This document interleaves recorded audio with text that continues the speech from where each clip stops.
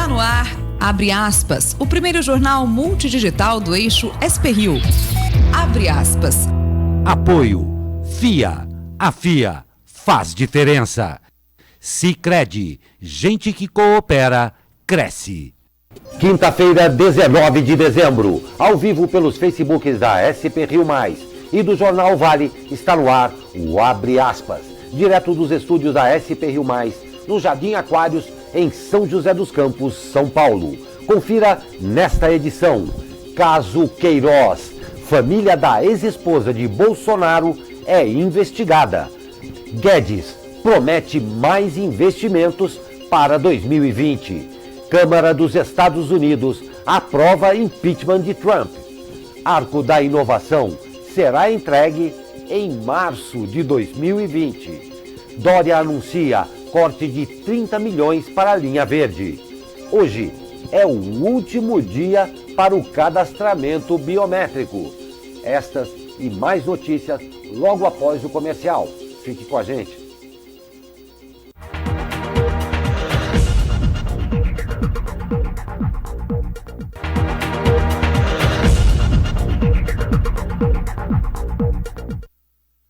Olá, muito bom dia. Estamos de volta ao vivo com o Abre Aspas desta quinta-feira, 19 de dezembro, estertor aí do ano de 2019. Comigo, o comentarista convidado, o cientista social Leandro Beceneri. Muito bom dia, Leandro. Bom dia, Glauco. Bom dia, Raquel. E hoje, uma estreia muito especial em nossa bancada. Temos o prazer de receber Raquel Loyola, fonoaudióloga, que vai aqui como convidada também, passar a participar de algumas edições do Abre Aspas. Seja muito bem-vinda, Raquel. Obrigada, com prazer. Você é fonoaudióloga e você tem aí um certo trânsito com relação ao que diz respeito a discursos e tal. Fala um pouco pra gente aí do seu ciclo aí. Claro, eu trabalho como consultora em comunicação e eu fiz um doutorado na UFMG sobre análise do discurso. E o objetivo é justamente entender como é que, por meio do discurso, a gente consegue revelar as questões de ideologia, de poder, que às vezes não são tão percebidos, né, tão tacitamente, mas se você faz uma análise um pouco mais profunda, a gente consegue perceber alguns aspectos aí que acabam sendo bem visíveis, né? Fantástico. Bem interessante. Seja muito bem-vinda. Creio até que o momento em que vivemos aqui é extremamente propício a termos esse tipo de opinião e de análise. Seja muito bem-vinda, não é, Leandro? Com certeza. Acho que vai contribuir muito, né, com tudo que a gente discute aqui. Eu acho realmente, no momento que a gente vive, é fundamental esse tipo de análise. Exatamente. Seja muito bem-vinda, Obrigada, Raquel. Obrigada, Glauco. E claro, tudo isso para você e com você também. Raquel estreia hoje aqui, mas a sua presença e a sua participação é fundamental para a gente fazer um Abre Aspas cada vez melhor. Mas vamos às notícias de hoje. O ex-assessor Fabrício Queiroz recebeu mais de 2 milhões de reais em 483 depósitos feitos por 13 assessores ligados a Flávio Bolsonaro, segundo o Ministério Público do Rio de Janeiro. As informações foram obtidas por meio da quebra de sigilo bancário e constam na decisão do juiz Flávio Itabaiana, da 27ª Vara Criminal do Rio de Janeiro. Relatórios do Ministério Público também apontam que parentes de Ana Cristina Siqueira Vale, que atuaram no gabinete de Flávio Bolsonaro quando ele era deputado estadual entre 2003 e 2019, sacavam em espécie quase todo o valor que recebiam como salário. A prática serve como evidência da prática de rachadinha. Ana Cristina Vale foi mulher do presidente Jair Bolsonaro de 1998 a 2008 e é mãe de seu filho mais novo, Jair Renan. O documento divide os suspeitos em 6 grupos. O denominado Família Siqueira sacou 4 milhões do dinheiro público. Os outros envolvem Fabrício Queiroz, Adriano Magalhães da Nóbrega, suspeito de pertencer ao grupo de miliciano Escritório do Crime. Olha que beleza. O policial militar Diego Sodré de Castro, Ambrósio, acusado de lavagem de dinheiro. Uma loja de chocolate da qual Flávio Bolsonaro é sócio e o empresário Glenn Dillard, acusado de estar envolvido no esquema de lavagem por meio de negócios com imóveis. Eu sei que você está sapecando aqui para falar sobre isso daí, né, Leandro? Uma coisa que vem se arrastando há muito tempo. Isso que eu ia falar. Aí, dentro da grande mídia, e parece que não se chega a um ponto de ruptura ou de encaminhamento como um processo efetivo. Exatamente, já faz um ano, né, que essas denúncias se iniciaram. O Ministério Público está investigando, mas uma certa demora aí, né? Você demorar um ano para se iniciar as operações, para tentar encontrar alguma coisa e começar a divulgar esse tipo de informação, a questão, por exemplo, dos depósitos. E essa questão dos depósitos já tinha sido divulgado no começo do ano, né, em janeiro. Então, assim, é um processo realmente bastante demorado, essas investigações estão bastante lentas e aí eu me pergunto, acharam o Queiroz ou não? Né, ele vai depor ou não? Ele vai depor, porque independente, com todo respeito à doença que está acontecendo com ele lá, mas isso daí vai ter uma continuidade, porque essa espera indefinida fica complicado, né? Exatamente. E as coisas estão acontecendo. O que me chamou demais a atenção, como é que foi esse negócio aqui dos milicianos?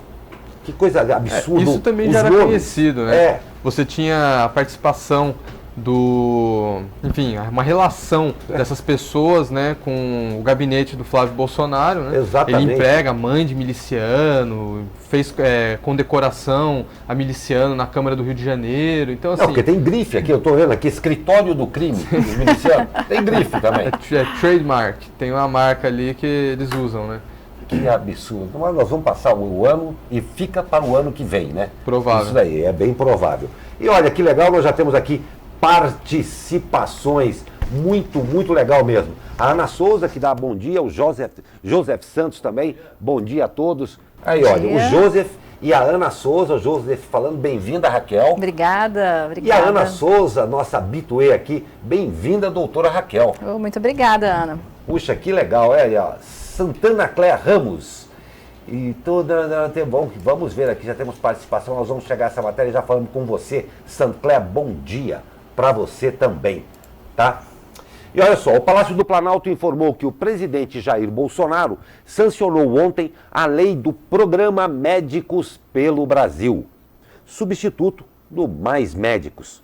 Criado por meio de medida provisória assinada por Bolsonaro em agosto e aprovado por Câmara e Senado, o programa prevê o envio de profissionais a locais de difícil acesso e alta vulnerabilidade. A cerimônia foi realizada no gabinete de Bolsonaro, sem acesso da imprensa.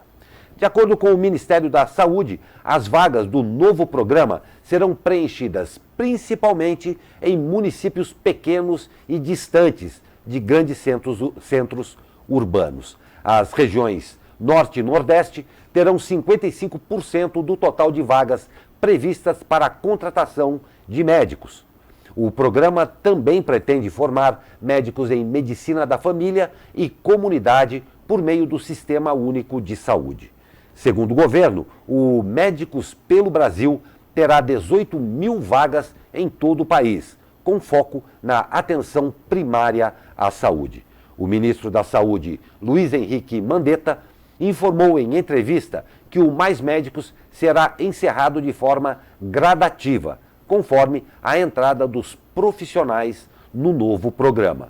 O ministro informou que o primeiro edital de seleção deverá ser lançado em fevereiro. A famosa troca do 6 pelo meia dúzia, né? Então, assim, eles estão cancelando um programa que já existia, que é igual ao programa que eles estão criando, só para falar, nós criamos um programa. Apenas isso. Fernando Henrique já tinha criado um programa nos moldes muito semelhantes do modelo do Mais Médicos, né, do último. Depois o governo Dilma cria esse programa Mais Médicos, né, que gerou muita polêmica, porque tinha os médicos cubanos que tinham também no governo Fernando Henrique, e agora o Bolsonaro cancela um programa que já existia para criar outro programa igual, para falar que ele criou um Médicos pelo Brasil. Uma troca semântica só para falar que está fazendo algo novo, né? Exatamente. Mas, na verdade, né, exatamente. A base é praticamente a mesma. Exato. Né? 6 por meia dúzia. Exato. Engloba tudo. Exato. Engloba tudo. E uma observação aqui do Santa Cléa Ramos, quem saca o salário todo do banco hoje em dia? certamente, a respeito da notícia que nós falamos aqui. Excelente pergunta. Certamente tem rolo aí e a PF e o MP vai ter que descobrir. Porque essa pergunta, ótimo, eu gosto muito, até quando é muito boa a observação dele. Porque quando eu viajo por aí, vou para fora do país, eu sempre reparo como que as pessoas lidam com o dinheiro. E você percebe o nível de violência que um país tem com a forma, né, que a população lida com o dinheiro. Então, alguns países, por exemplo, não usam caixa eletrônico. O pessoal não usam cartão de crédito. Vai lá, saca e paga. Então, você não tem esse risco, né? No Brasil, a gente se adaptou muito à questão da utilização do cartão de crédito, justamente pelo risco de você ficar andando com muito dinheiro na carteira. Então, assim, a pessoa que saca o dinheiro já é uma coisa estranha. Tem dúvida. E outra, sacar o salário inteiro. E, né, 99% do salário que nem foi divulgado na imprensa, fala, nossa, não tem medo nenhum essa pessoa de andar na rua com esse dinheiro, né? Então, assim, uma bela pergunta, eu acho que é um ponto muito importante de ser levantado. Aliás, corre a boca miúda, como diziam os antigos aí, que essa prática é recorrente dentro dessas repartições ditas públicas. Chega no dia do pagamento, é impressionante o volume de gente que vai lá com a sacolinha sacar o dinheiro. Impressionante isso. Impressionante. Né? Pois é, vamos ver aí. E a economia crescerá pelo menos 2% em 2020, disse ontem o ministro da Economia, Paulo Guedes. Em entrevista coletiva para fazer o balanço de fim de ano da pasta, o ministro se disse otimista com a evolução da economia e afirmou que as reformas estruturais para reduzir os gastos públicos estão começando a dar frutos. A estimativa de 2% apresentada por Guedes está mais conservadora que a das instituições financeiras.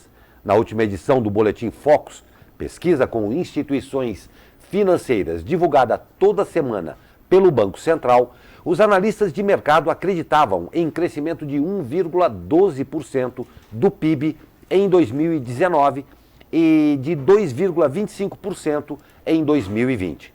O ministro ressaltou que a aprovação da reforma da Previdência foi essencial para que os juros de longo prazo caíssem, o que resultará em taxas baixas para os próximos anos. Abre aspas. A primeira torre que derrubamos foi a da Previdência Social, que era uma fábrica de privilégios insustentáveis, ressaltou o ministro.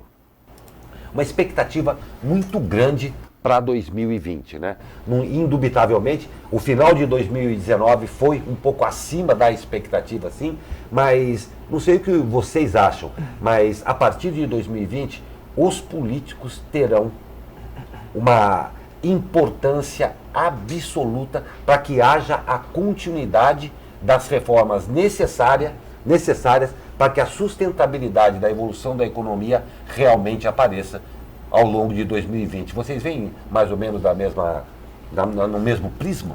Sim, né, eu acho que uma questão que eu acho que é importante a gente levantar, em primeiro lugar, os analistas do Boletim Focus, eu sempre gosto de acompanhar o Boletim Focus, porque é um compilado que o Banco Central faz, isso aí está disponível na internet toda semana, né, sai toda segunda-feira de manhã, então às 9 da manhã. Então eu dou uma lida no Boletim Focus. No começo do ano, a expectativa de crescimento, aliás, no final do ano passado, para esse ano, era de 2,5%, de mais de 2,5%. Né? Então, assim, já reduziu para ir na casa de 1%. Então a gente vê que ao longo do ano a coisa foi se adequando, foi entrando numa realidade. Né? E quando a gente olha essas previsões, se a gente olhasse lá em 2017, 2018, a previsão já era de um crescimento para os próximos anos de 2%. Agora, tudo vai depender de toda a conjuntura econômica. Toda a conjuntura, né? Aqui o cenário externo, o cenário interno. E, no meu ponto de vista, você acreditar que fazendo só reformas, que isso vai fazer a economia deslanchar, eu acho que é um erro imenso. Né? Só as reformas, um risco muito grande. Você colocar todos os ovos numa mesma cesta e falar, a gente aprova uma reforma e aí a economia vai reagir, não é assim que funciona. A gente viu, por exemplo, com a reforma trabalhista. Era prometido que a reforma trabalhista, sendo aprovada, vai gerar mais empregos. Não gerou.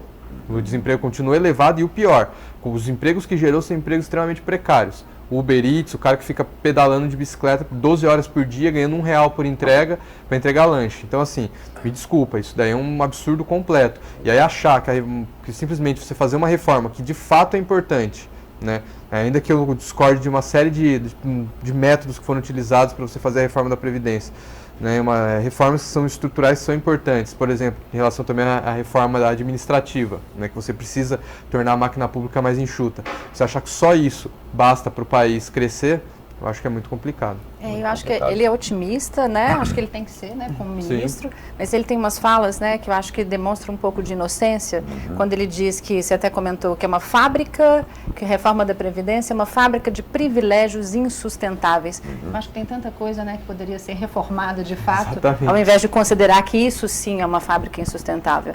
Então, eu acho que tem várias questões aí, como você disse, que acreditar que só isso vai mudar, eu acho que é um otimismo exagerado. Exatamente. Mas eu gostaria de acreditar nele. Muito. Aliás, todos nós precisamos acreditar. Exato. E a velha frase brasileiro, profissão e esperança, tem limite. Nós precisamos de competência, porque de privilégios insustentáveis, exato, concordo com Sua Excelência, é o que não falta no planeta Brasil. Né? Aliás, foi aprovada a reforma da Previdência dos militares, que garante mais uma série de privilégios para eles. Insustentáveis. Privilégios que aí não é mexido, né? Não é mexido. Judiciário, militares, não é mexido. Pois é. Lembrado. E vamos continuando, esperando. Tudo é para o ano que vem agora, né? Tudo é para o ano que vem. Estamos já quase no ano novo, né? É verdade. E a Agência Nacional de Telecomunicações, a Anatel, quer pagar 15 milhões de reais por 2 anos a uma empresa que vai medir a qualidade do serviço de internet fornecido pelas teles. As próprias operadoras, contudo, já criaram há 8 anos um aplicativo que cumpre essa função, com custo anual de 2 milhões de reais por determinação da Anatel. As informações são do jornal O Estado de São Paulo. Para a contratação ser feita, será preciso a aprovação da maioria do Conselho Diretor da Anatel. O presidente da Anatel, Leonardo Euler de Moraes, afirmou que as obrigações do regulamento de qualidade dos serviços da agência justificam a necessidade de contratação. Ele é o relator da proposta. Vou ser sincero, eu não entendi. Já existe um serviço que custa 2 milhões, eles querem contratar o mesmo serviço, é o 6 por meia dúzia? Não, aqui é 2 por 12. Então, mais que isso, porque isso é 7,5% a mais, é mais caro o serviço do que o que já existe. Um custa 2 milhões anual, o outro custa 15. 7,5, 7 vezes e meia mais caro o serviço do que é muito difícil de entender isso daí, né? É difícil de entender. Difícil de entender quem irá ganhar com isso. A gente tem que pensar assim. Porque a gente sabe que nós não vamos, né? Nós não vamos. Eu tenho certeza de quem não vai ganhar, nós. Nós não. E muito provavelmente nós vamos pagar essa conta também, né? Exatamente. Isso vai recair sobre o nosso bolso, não bem tem provavelmente. A menor dúvida, não tem a menor dúvida. E cumpra-se aqui uma coisa, independente de todos os apps que existem para detectar o serviço, eu posso falar uma a você. É ruim o serviço. Nós temos uma internet de baixa qualidade, não precisa nem contratar tudo isso para saber. Não sei qual é o nível de satisfação de vocês com as suas operadoras. É ruim. E não citamos nenhum nome, nós fomos ótimos. Exato, bem elegantes. Né? Pois é um serviço que ele é ruim, ele é caro, e quando você reclama, você não é bem atendido, e você vê que a Anatel muitas vezes não regulamenta de forma correta esse mercado, é um mercado que tem pouca concorrência, então assim... Não assume a responsabilidade, exatamente, né, por resolver esses impasses. Exatamente, é muito complicado. E assim acontecendo, vamos ao 5G. Vamos ver o que é esse 5G. Não conseguiu nem consertar o 4G ainda, gente, vamos lá. E a Câmara dos Deputados dos Estados Unidos aprovou o impeachment do presidente Donald Trump. A Casa votou pela aprovação de 2 acusações: abuso de poder, 230 votos a favor e 197 contra. Obstrução de Congresso, 229 votos a favor e 198 contra. A suspeita é que Trump tenha usado seu cargo de presidente para pressionar o governo ucraniano a produzir material contra um rival político, sob ameaça de congelamento de repasse de verba de ajuda militar. Trump também é acusado de proibir pessoas ligadas a ele de prestarem depoimento na Câmara. O presidente continuará no cargo enquanto espera o resultado do julgamento no Senado, que deve ocorrer em janeiro. Vou perguntar especialmente para você, Raquel, como é que fica esse negócio de Trump? Porque ele Ele está na mídia, prestes a uma eleição. O discurso dele combina com as atitudes dele? Não, na verdade, combina pela relação de autoridade, de excesso de poder que ele tem o tempo inteiro.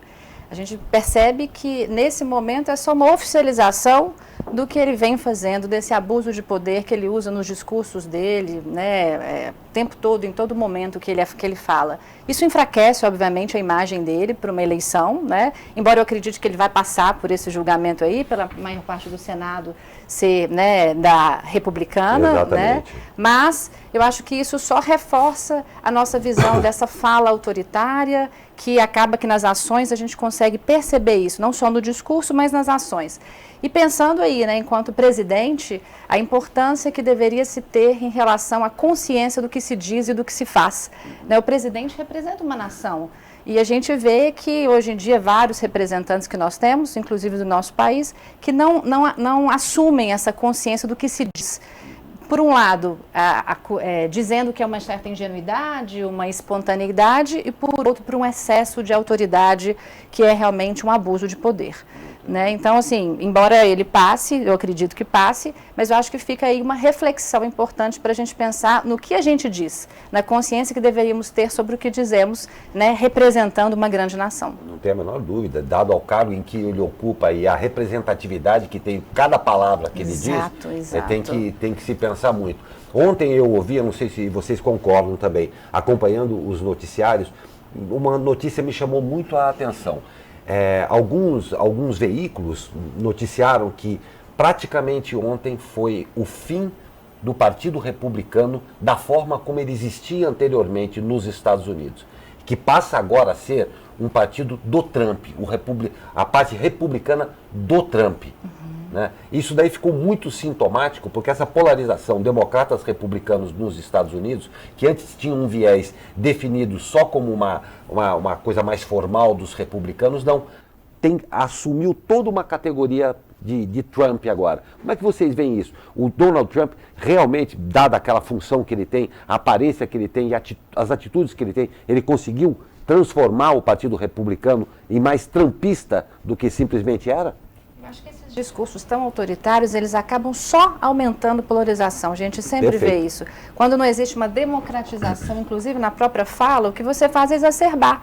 Né? E aí, uma hora, as pessoas vão se posicionando, ou por um lado ou por outro. Acho que se o discurso dele fosse diferente, ele conseguiria ter um pouco mais de harmonia, né? Acho que entre os políticos americanos. E mesmo dentro do partido dele, ele enfrenta resistências dentro do Partido Republicano. É verdade. Além disso, então a gente não sabe o que vai acontecer nas eleições, por exemplo, do ano que vem. Porque, por exemplo, se ele não for reeleito, a chance que tem de surgir uma nova liderança e que coloque uma ordem dentro do partido, porque o Trump ele é uma figura assim, meio diferente dentro do Partido Republicano. Mesmo que você tivesse você tinha figuras mais tradicionais dentro do partido. E ele depois entrou nesse partido enquanto um empresário, numa campanha eleitoral também marcada por fake news. Né? Ele é uma coisa assim. Exatamente, muito peculiar, características muito peculiares. Então a gente não sabe o que vai sair. No processo de impeachment eu concordo totalmente com a Raquel, eu acho que ele não vai de fato ser impeachmentado, ele vai passar por isso, porque a maioria do Senado é republicana e mesmo que existam críticas a ele, não vão deixar um presidente republicano ser derrubado, né, pelo Partido Democrata. Então, assim, às vésperas de uma eleição, como vai ocorrer no ano que vem. Então, eu acho que é toda uma... A gente tem que esperar... A eleição do ano que vem vai ser muito importante para definir aí os... Porque, por exemplo, se ele for reeleito, ele ganha mais cacife político para continuar mandando no Partido Republicano. Né? Não é a menor dúvida. E, de qualquer forma, o que aconteceu ontem nos Estados Unidos já entrou definitivamente para a história dos Estados Unidos. Que eu estava acompanhando ontem a imprensa internacional. Para eles, isso foi absolutamente importante. Sim. Então, vamos acompanhar aqui de fora também. Não é só no Brasil que acontece, né? Exatamente, exatamente. Né? Pois é, nós vamos a um rápido comercial e já voltamos com mais notícias. E, claro, a sua participação é sempre para lá de importante. Fique com a gente.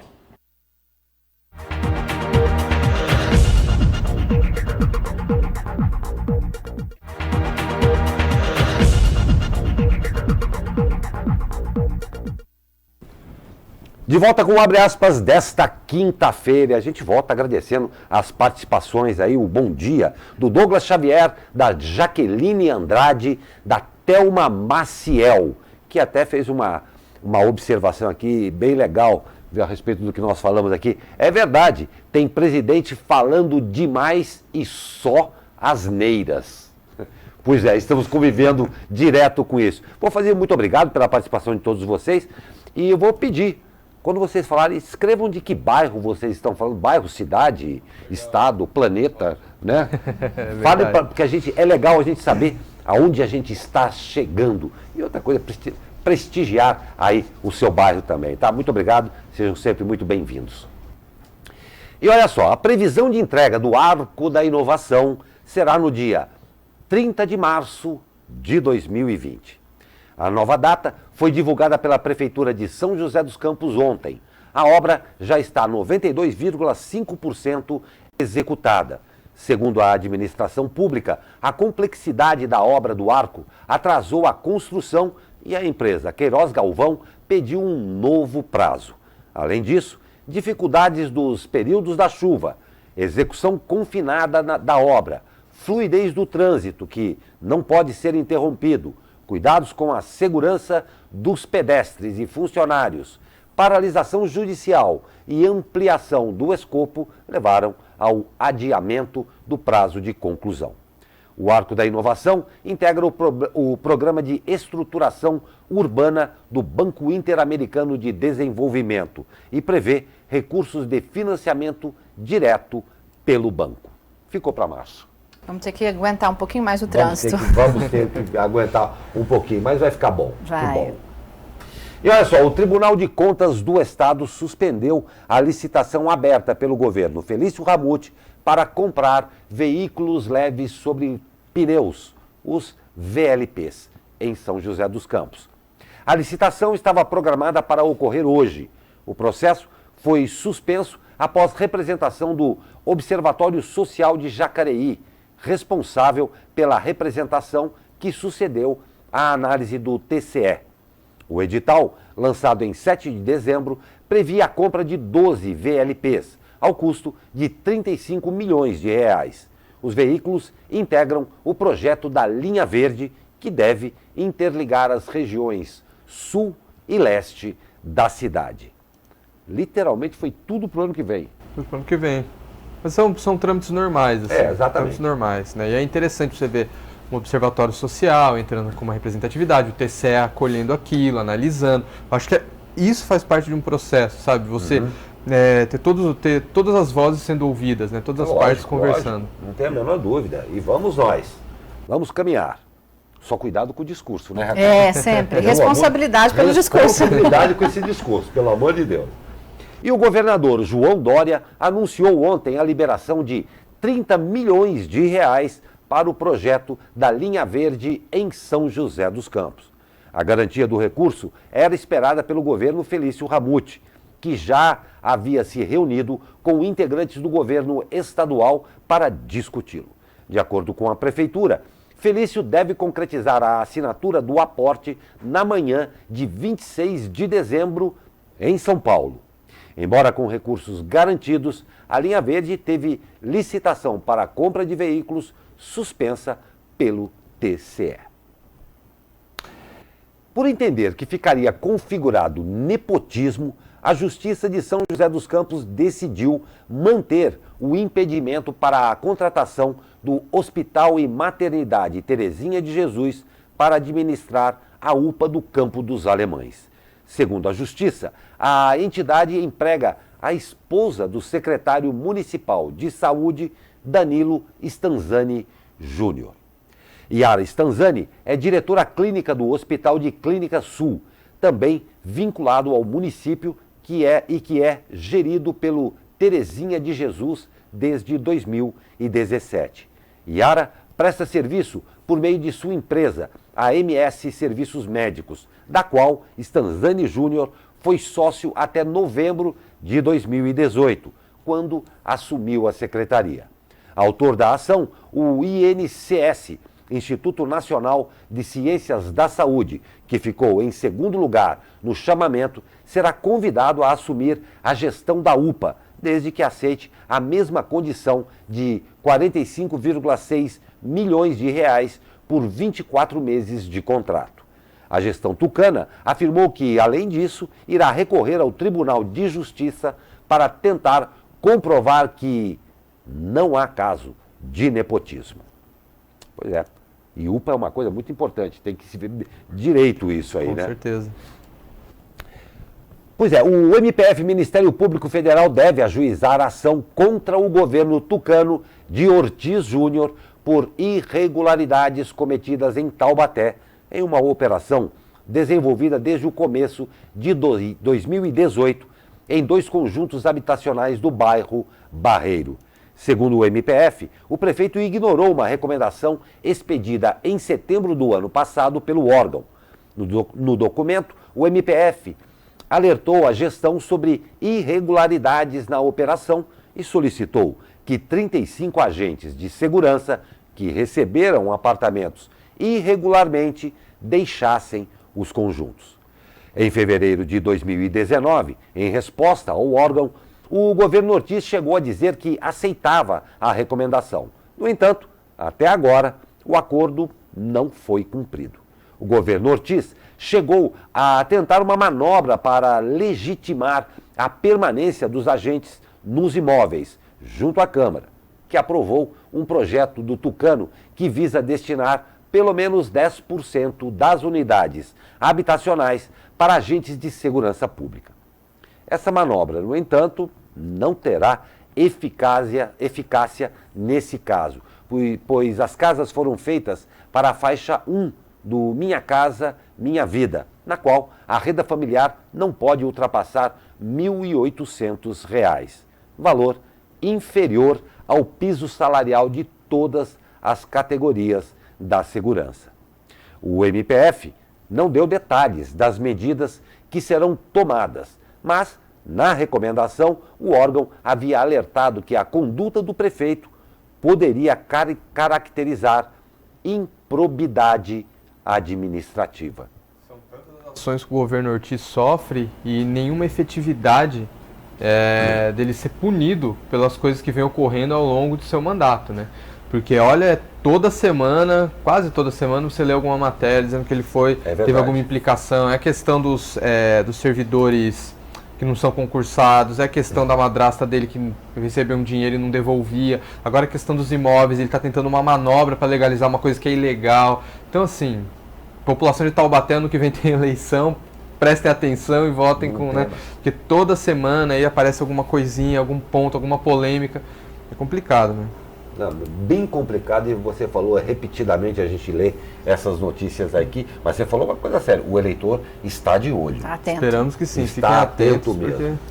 E agradecendo aqui a Jaqueline Andrade, que respondeu pra gente. Falo de Santana, Zona Norte de São José dos Campos. Ela mandou até um coraçãozinho aqui. Que bacana. Jaqueline, seja muito bem-vinda. Quase mineira. Quase mineira, exatamente. Você é mineira. Sou mineira de Belo Horizonte. E olha aqui, Jaqueline, mais uma mineira aqui com a gente. Um beijo, Jaqueline. E Santana é um dos bairros mais gostosos da cidade, assim, que guarda, eu acho que um aconchego, né? Aconchego ali.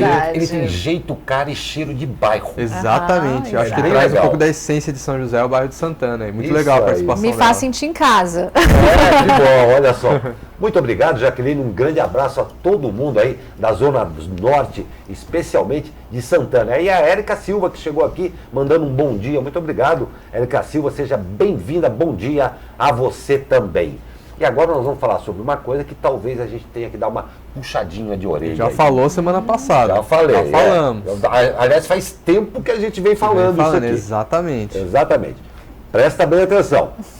Termina hoje o prazo para que eleitores da região efetuem, sabe o quê? O cadastramento biométrico, gente. Que consiste em deixar registrada a impressão digital no sistema da Justiça Eleitoral. Quem perder o prazo, presta bem atenção, pode ter o título cancelado. O eleitor que não fizer a biometria fica impedido de votar e, enquanto não resolver a pendência, também são impostas restrições como a impossibilidade de obter empréstimos em bancos oficiais, a de tomar posse ou se inscrever em concursos públicos e a de emitir passaporte. Poxa. Tantas implicações, né? Meu Tantas Deus do implicações céu. com o cancelamento de um título, Com né? certeza. Mas a procrastinação, eu acho que é uma coisa do brasileiro, né? Pois é, De mas deixar, infelizmente, deixar para o final. Como brasileiro, eu reconheço que também faço isso muitas vezes. Né? Então, a Mas gente vai não fez deixando. com título. Não, porque o meu não é daqui. Olha, nós vamos te cobrar aqui, hein, ô Raquel? Eu tenho que Nós transferir o meu para cá, tenho que transferir. Exatamente. Agora, Mas olha, lembra aquela continha que a gente fez na semana passada? Lembro. Que dava, acho que na casa de 16.500 pessoas por dia. Exatamente. Aí dividia pelos pontos, dava na casa de 2.000 e poucas pessoas por ponto de... Imagina que todo mundo deixou para hoje. Imagina o que vai acontecer. Então, assim, quem não fez, corre para fazer, porque vai demorar, vai tomar tempo. As implicações, ao contrário do que algumas pessoas acham, é seríssimo. muito As sério. implicações são seríssimas. são seríssimas e E o pior, a gente às vezes acontece a pessoa não fazer esse tipo de, não vai votar, não regulariza a situação do seu título de eleitor. Aí vai lá, presta um concurso, pô, passei legal. Na hora de assumir, não tem. Esquece. Esquece. Vai fazer o financiamento, negocia o apartamento, ó, é só eu pegar, vou fazer o financiamento com a Caixa, vai dar tudo certinho. É Ou barrado. algo mais simples, né? Tirar um passaporte. Passaporte. Quero fazer uma viagem, Exatamente. não Ganhou a imagina viagem. que... Então, né? a pessoa ganha uma viagem, tá, pô, legal, vamos viajar, vamos. Cadê o passaporte? Não tem.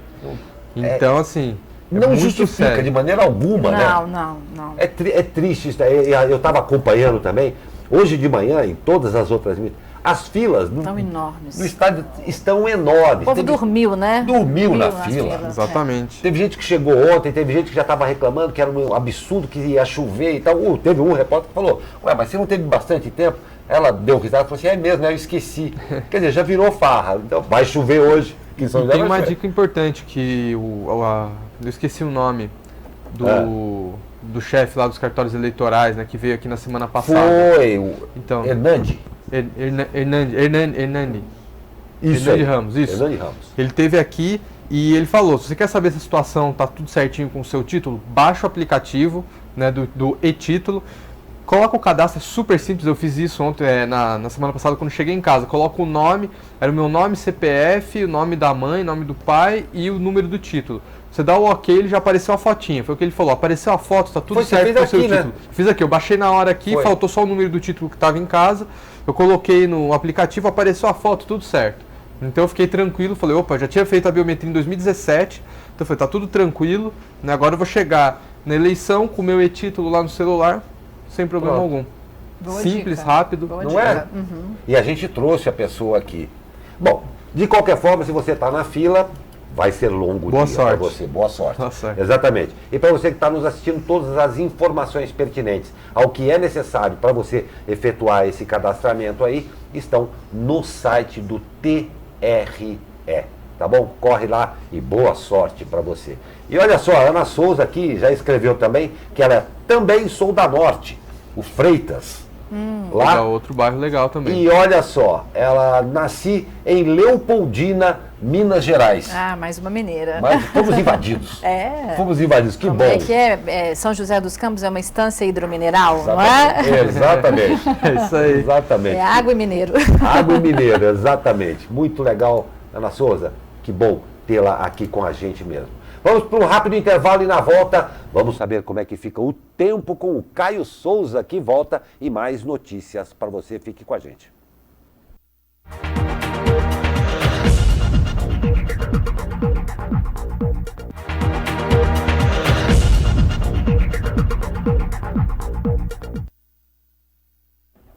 Pois é, dos altos da Cassiano Ricardo, vislumbramos nuvens. Não sei ainda se está chovendo, mas o tempo está estranho. E a gente não está fazendo macumba não para chover em quem está lá na fila do recadastramento não, hein?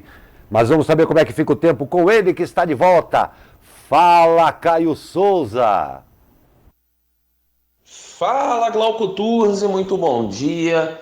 A quinta-feira ainda será de céu com muitas nuvens, mas o sol pode aparecer em alguns momentos de forma bem rápida aqui na nossa região. As temperaturas ficarão amenas novamente, máxima de 26 graus no Vale do Paraíba, 25 em São Paulo, 24 no litoral e 19 na Serra da Mantiqueira. Pode haver chuva de intensidade fraca a moderada a qualquer momento, mas no final da tarde podemos ter sim pancadas de chuva um pouco mais intensas. A tendência é de que o sol apareça com um pouco mais de frequência amanhã e no sábado, mas sempre com possibilidade de chuva. Mas a partir do domingo, a tendência, né, é que a intensidade da chuva aumente por conta da aproximação de uma nova frente fria. Caio Souza, direto da sala de operações do Tempo Vale, para o jornal Abre Aspas.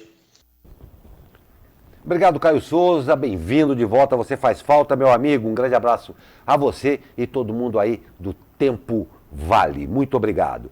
Pois é, a sorte está lançada. A Mega Sena vai sortear hoje em São Paulo, prêmio estimado em 39 milhões de reais no concurso 2218. O evento começa a partir das 20 horas, horário de Brasília, que começa às 20 horas, no horário de Brasília, faz parte da Mega Semana de Natal. E a gente teve uma semana aí que Taubaté ganhou tudo, que era a loteria. A gente tem até a Carolina, que a gente está esperando que agora... Ela falou que vai jogar, hein? Ela falou que vai jogar. Isso vai diminuir as chances dos joseenses aqui. Exato, eu já até escolhi o presente de Natal que eu quero, se ela ganhar. Eu já escolhi mais 39 milhões no Natal, seria bom, hein? Pode usá-la para fazer um bolão. Fazer um bolão, Porque usa a exatamente. sorte dela, de Taubaté. Boa ideia, ótima ideia. Boa ideia. Bem que eu sou pé frio para essas coisas, mas... Eu nem jogo. Aí você sai do bolão, então. Boa, é isso mesmo. Eu nem jogo, cara, porque eu também sou super pé frio. Não, eu então tenho não jogo. sorte. Eu tenho gostaria sorte. muito de ganhar, eu fico sonhando, mas se não jogar também, né? Não ganha. É difícil, Minha mãe que falava uma frase que é verdade, né? Quem não arrisca, Não petisca. Então é verdade. Exato. Seria um ótimo Natal, né? Nem fale. Boa sorte a todo mundo que apostou aí, que seria um dinheirinho que seria bom mesmo, né? E vamos de esporte. Teve sustos, mas correu tudo bem.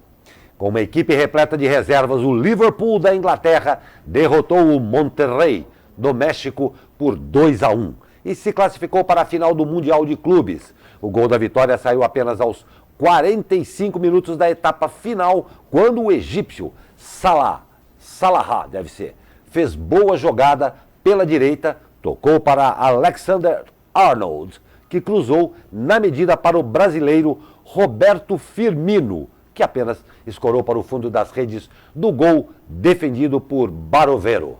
Desta forma, a final do Mundial de Clubes será entre Flamengo e Liverpool.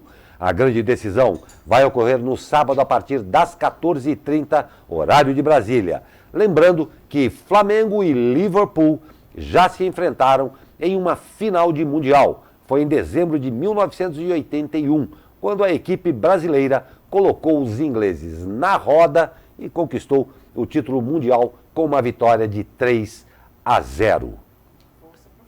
Não sou flamenguista, mas são brasileiros, né? Exatamente. É o Flamengo que está lá, pode ser o Flamengo ou, sei lá, o Jabaquara Futebol Clube. Está disputando, eu sou desde criancinha. Mas os torcedores fanáticos dos outros times não pensam assim, né? Tem muita gente que é Liverpool na cabeça. Mas você torce pro Cruzeiro? Não, Atlético Mineiro. Atlético? Tá mais feliz esse ano. Mais feliz. E olha, já... Tem atleticano aqui? Não, Tem cruzeirense. Cruzeirense aqui. Nosso redator de esporte aqui, o senhor Bavuso, menina chora. Ele deve estar triste então, né? Eu tô mais feliz que ele. Tá arrasado. E já aqui na região, a alegria nunca é para sempre, né? Em partida decidida no tie-break, o Vôlei Taubaté conheceu ontem à noite sua primeira derrota na Superliga Nacional. No Rio de Janeiro, os taubateanos caíram diante do Sesc por 3-2. Mesmo com a derrota, o time do técnico Renan se mantém na liderança com 25 pontos conquistados. Uma campanha de 8 vitórias e apenas uma derrota. Agora, os taubateanos voltam a jogar em casa quando recebem o vice-líder Cruzeiro no sábado. E olha, gente, vamos ser sinceros, né? Tá ficando meio chato isso daí. O São José Basquete segue em queda livre na temporada. Ontem, os joseenses foram superados pelo Botafogo por 93-75 e conheceram a 5ª derrota seguida na Liga Nacional. Com o resultado, a equipe do técnico Paulo César Jaú segue com apenas 3 vitórias e 11 derrotas, ocupando assim o 14º lugar fora da zona de classificação para a próxima fase do NBB. Agora, o time da região dá uma pausa para o Natal e no dia 28 de dezembro faz o último jogo do ano quando visita o Mogi, no ginásio Hugo Ramos, em Mogi das Cruzes. E agora uma notícia triste para o esporte. O goleiro Jean, do São Paulo, foi preso nos Estados Unidos após ser acusado de agressão pela esposa. Na madrugada desta quarta-feira, a esposa do goleiro Jean, Milena Benfica, acusou o atleta de agressão. Em publicação no Instagram, ela aparece com o rosto ferido e divulga uma suposta conversa na qual o jogador responde às denúncias. Em nota oficial, o São Paulo comunicou que vai apurar o caso para definir as medidas cabíveis, apontando que o clube não abrirá mão de seus princípios. Ao mostrar os ferimentos em seu rosto, Milena afirmou, abre aspas, eu estou aqui em Orlando e olha o que Jean acabou de fazer comigo. Alguém me ajude.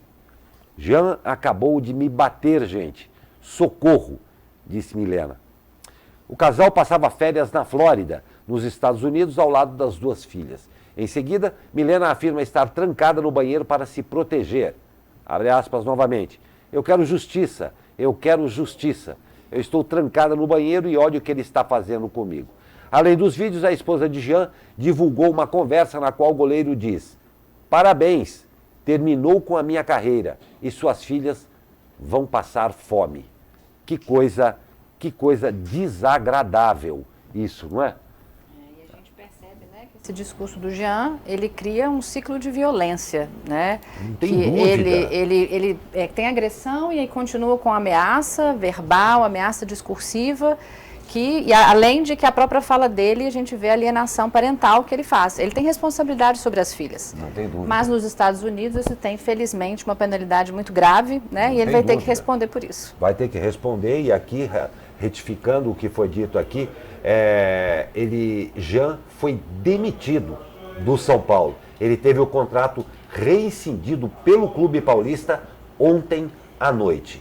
Bela atitude do São Paulo, Não tem a ainda bem menor que eles dúvida. tomaram essa atitude, absolutamente lamentável o crime que ele cometeu, né, como a Raquel muito bem falou, exatamente, uma dupla violência, um ciclo de violência, além de cometer a violência física, ainda parte para esse tipo de discurso, esse tipo de ameaça, né, então lá nos Estados Unidos, aqui no Brasil também ele seria detido, mas aqui ele teria, muitas vezes poderia aguardar o julgamento em liberdade ou pagar uma fiança aí de R$2.000, R$3.000. Lá eu duvido que vai ser isso. Pelo menos uma fiança aí que vai... E ele já foi encaminhado a uma penitenciária lá. Exatamente. Exatamente. Que seja feita a justiça. Exatamente, cumpra-se mesmo. Agora vamos a uma boa notícia também. Depois de 16 dias em tratamento, a jaguatirica, resgatada em São José dos Campos, foi solta na natureza.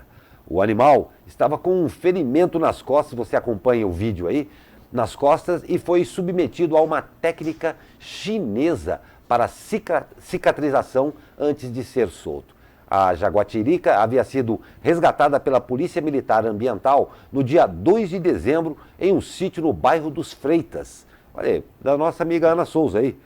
Ela foi pega depois de invadir um galinheiro da propriedade. O felino é uma fêmea e tem cerca de 2 anos. Após o resgate, ela foi encaminhada a uma clínica veterinária em Taubaté. Por causa da gravidade das lesões, foi submetida a uma técnica chinesa com aplicação de ozônio e ultrassom para cicatrização dos ferimentos. Conforme matéria do G1, na manhã desta quarta-feira, o felino foi devolvido à natureza, em uma área de preservação. A soltura foi acompanhada por policiais ambientais e veterinários. Que bacana, né? Ótima notícia. Bem Muito legal bom. Só mesmo. queria lembrar uma coisa. A onça da Johnson continua solta. Eu ia pensar sobre isso, se Eu ela tinha pensei sido a mesma achada.